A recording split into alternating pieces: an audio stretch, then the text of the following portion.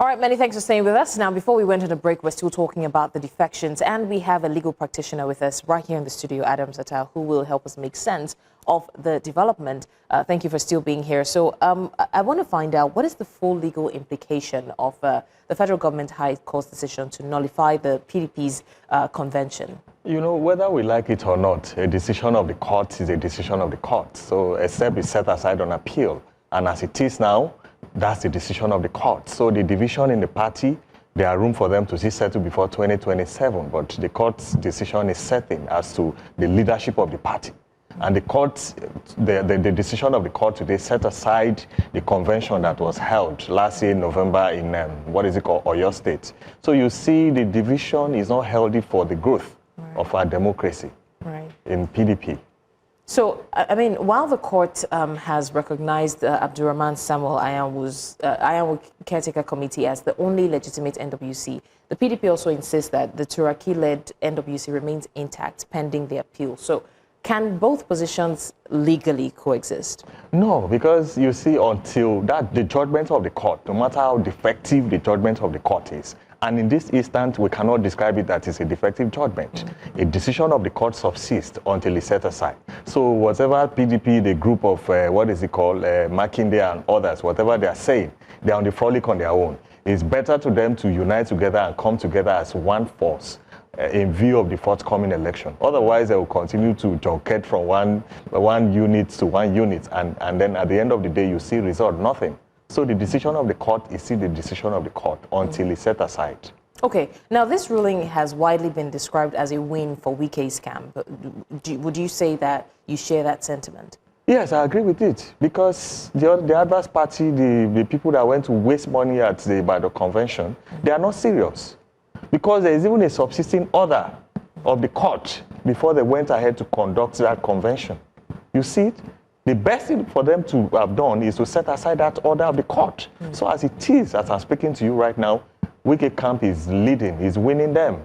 50 over 100. I even give it to them more than 50%. So whether we like it or not, I give it to the Wike's camp.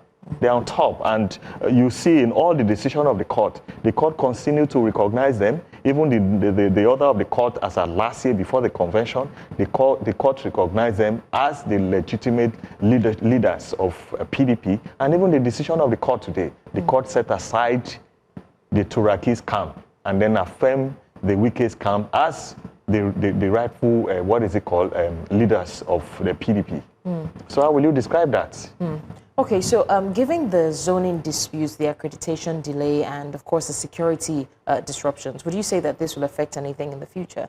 Yes, it will, definitely, because all this needs to be put on board. The government needs to ensure that all this needs to be taken care of. And even the internal crisis in all the parties. If you look at most of the parties, the major three parties, ADC, PDP, and APC, whether we like it or not, there are internal disputes. So I'm very optimistic that most of the parties will put their house in order before 2027. But however, PDP is not serious. You can't eat your cake and have it. It's not done. You can't be in one place at a particular time and then be in another place at a given time. So what is important is for them to come together and unite. Otherwise, it's going to be by 12 o'clock noon, 2027, APC seems to have won the election. So, I mean, while we're at it, I want to get your view on the one-party system. Now, they have debunked, extensively that it's not a one-party system. But seeing the level of defections and all, what would you say your view is on that? Let me start by saying that 2027 is the APC against the people of the Federal Republic of Nigeria. So it's not a matter of one-party system. We have parties more than 10, up to 20, thereabouts, above 20. So we cannot say that it's one-party system.